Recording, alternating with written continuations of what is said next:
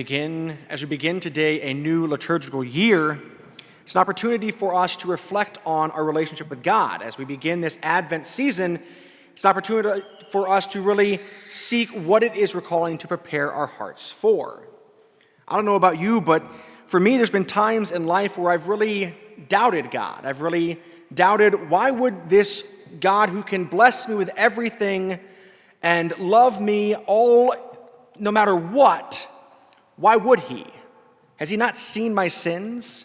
Has he not seen my mistakes? Has he not seen how I've identified myself my whole life? Does he not see how big of a screw-up I am? And that's just coming from me. I can only imagine that many of us have felt that way with God. And yet, his message is the same. I love you. And so when Christ comes to us in our gospel today, through the Gospel of Mark, and says to be watchful, to be alert, he's doing so not out of a sense of fear. He's not trying to make us afraid of our deaths, but instead to bring us back down to reality. For we know neither the day nor the hour. Be alert, be watchful. The last few weeks, I've been meditating a lot and praying a lot with mortality and how each and every one of us has kind of that moment where the Lord's going to call us home. And whether we're ready or not, he's there and he's going to bring us home. In the last week, we've had 4 parishioners that have been called home. I think only one of them that I know of was ready for it. The other 3 didn't quite know what was coming. Now, that doesn't mean they weren't prepared and they didn't get anointed and things like that, but I think for most times in our lives, tragedy happens to everyone else. It doesn't happen to us until it does. When we lose a member of our family, when we lose a loved one, it hurts our hearts and we have that piece of us that's missing, but that's always someone else.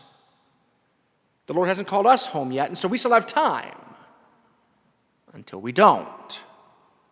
And so as we begin this new Advent season, the Lord is calling us to prepare room in our hearts for the presence of God.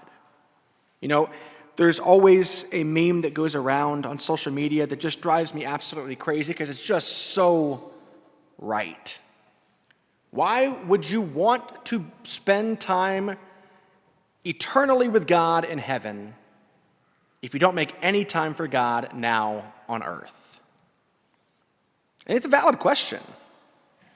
It's something that we should really ponder during the seasons of reflection, which are Advent and Lent, to really see why is it that we want to go to heaven? And is it that we want to go to heaven or that we really just don't want to end up in hell? Well, that's a place to start. That's a good place to start. I don't want to go to hell. Awesome. That's like step 1. Hi, my name is so-and-so, I'm a so-and-so. Stage 1, you say out loud what you're looking at. Awesome. You don't want to go to hell. What are you doing about it? I came to Mass today. What about tomorrow? I have to come to Mass tomorrow? That's not what I'm saying. But it's how are we being intentional about our relationship with God? That during this preparation season, it's also a penitential season. Yes, we have our beautiful giving tree out there or our angel tree out there in the vestibule, and some of us are able to give to that and others not. But how are we doing other works of penance, other works of charity during this time? Maybe the Lord has put on our heart that we're called to volunteer at the parish in a new way. If you're a lector, maybe God's calling you to be an usher. If you're an usher, God's maybe calling you to be a lector. If you don't have any ministries at church, God's calling you to do something, at least at Mass. Have you considered being an usher, being a lector, being in the choir? I love having Jeff here on Saturdays and Celia here on Saturdays, but I know that they want to take some Saturdays off with their families, right? See, he agrees. So God gave you a voice. If you don't like it, give it back to him. The Lord said, make a joyful noise. If he doesn't like it, he will change it.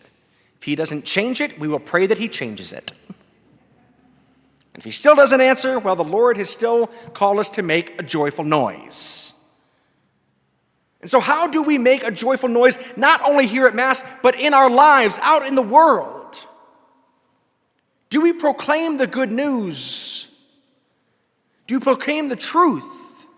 This last week, I got the honor of spending 2 days on Catholic radio and interviewing a lot of different people from the Archdiocese. I got to talk to Archbishop Coakley, Bishop Condola from Tulsa. I got to talk with Deacon Paul Albert for a good half an hour on the radio. I got to talk to Governor Keating on the radio.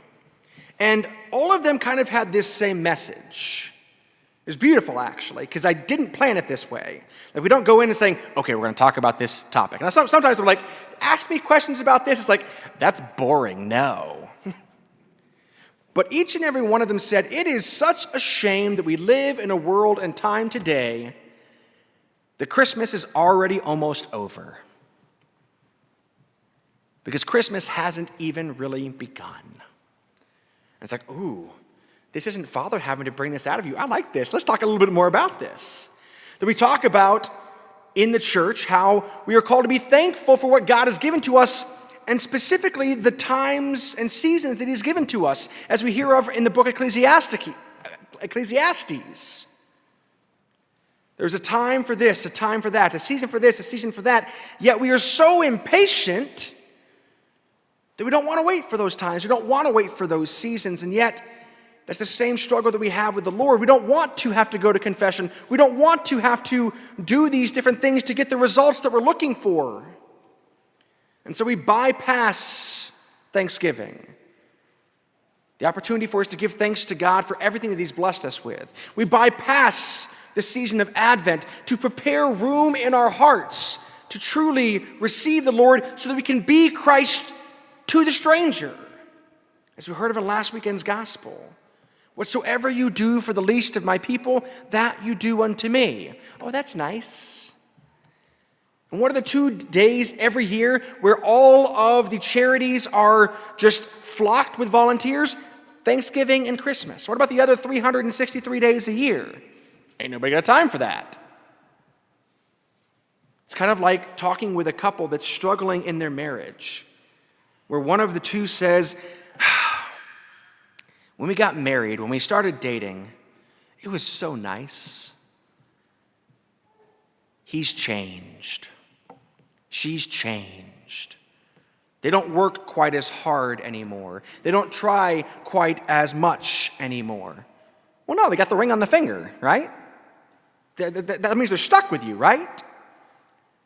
Yes, but it doesn't mean we aren't supposed to continue to try. How do we continue to show the love to those who know that we love them, but sometimes want to be shown and told that we love them? I had marriage counseling with a couple this last Monday. They've been married for 18 years, have 6 beautiful children. Have had 3 miscarriages, so 9 children blessed to them by God. 3 in his arms and 6 in theirs. And yet, they seem to have just so many irreconcilable differences. Because one of them wants one thing, one of them wants the other, and they forgot the gospel message that says when you get married, the two become one. It's not about what you want. It's not about what you want. It's about how y'all, perfect Oklahoma word, how y'all live together. Husbands, how do you get your wives to heaven? Wives, how do you get your husbands to heaven? If you don't invite God into that relationship, good luck. And so how do you pray together? How do you pray for each other? How do you pray with each other? We've never done that before, Father. Well, what are you waiting for? It's the beginning of a new liturgical year. It can be the beginning of a new spiritual routine as well. That as we look to Lent as, okay, what am I giving up this year? How do we look at Advent as, what am I going to do differently this year so that I don't have the same feelings next year at this time? Because if we hear of all the time doing the same thing over and over and expecting a different result, what's that the definition of? Insanity. Yet we keep doing it. And we call it normal. But how is the Lord speaking to your heart today? What is it that he's calling you to do differently today? And what's stopping you from doing it? If it be sin, go to confession. If it be pride, get over it and go to confession. If it be there's not enough time in the day, make time. Because if you can change your fantasy football lineups while you're sitting and doing a bunch of things, you can make time for God. If you can be shopping on Pinterest for hours a day and you can't make time for God, then your priorities are in the wrong place. Be alert. Watch. See how you spend and waste that time. And yet, we do everything that we can to not waste time with the Lord. In the middle of this Eucharistic revival that we're into, that's a big focus the church is having us look at. How do we waste time with the Lord? Many people don't realize that we have multiple opportunities every single week to go to adoration, to go to confession. In fact, when I tell my brother priests how many opportunities we have, they're like, "Are you crazy, Danny? Why do you offer so much?" Well, because you can lead a horse to water. And hopefully some of them take a drink. I'm not calling you horses, don't worry. I mean, I guess that'd be better than calling you guys sheeple that I called you guys last week, but all these animals, I don't know what it is. But to offer it means that hopefully someone will accept it. So Wednesday nights, we have adoration and confession when we have classes from 5 to 6. This week we'll have adoration. We won't have confession here this Wednesday because I'll actually be up in Alva helping out with confessions. But Thursday evening from 5:15 to 4:15 to 5:15, we will have adoration and confession in Sayre, followed by Mass at 6 p.m., not at 5:30, at 6 p.m. this week as a Vigil Mass for the Solemnity of the Immaculate Conception, a Holy Day of Obligation. That's this Friday. And this Friday, we'll have our 12:10 Mass here in the church for that obligation, and 6 p.m. on Friday evening. We won't have adoration and confession this Friday because too much chaos going on at the same time does nobody good. But Saturday, we'll have the opportunity again for confessions from 3:30 to 4:30, as we do every Saturday, whether I'm here or not. And then Sunday mornings from 7:15 to 7:45 out in Sayre, the opportunity for confessions. So in a typical week, we have an hour on Wednesday, an hour on Thursday, an hour on Friday for adoration and confession. We also have an extra hour on Saturday and an extra half hour on Sunday for confessions. 4.5 hours a week of confession, 3 hours a week of adoration in the presence of Christ, and any other time throughout the week that you want to spend in the presence of God, let us know. We can get you in the church.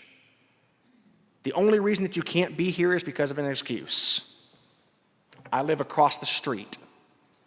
And if I'm here, email, text, call, knock on the door, I'll let you in the church. During reasonable hours, preferably, which is like 8 a.m. to 10 p.m. But if God be on your heart at 3 o'clock in the morning, as he was on mine Tuesday morning, when I was at the pastoral center, and I had to go get more water because I had to hydrate while I was sleeping, and I walked past the St. Francis de Sales Chapel at the pastoral center, I felt this calling from God. Waste time with me. So I filled up my water bottle and went and sat in the chapel at 2:30 in the morning, Tuesday morning. Because sometimes when we have all of this chaos going on in our lives, we forget that the only person that can bring that peace is God.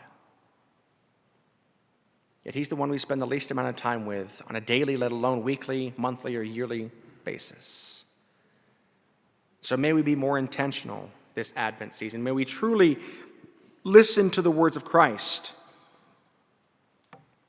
that as he ended today's gospel, may you not be asleep and the Lord find you that way. But what he says to you, I say to you all as well. Watch.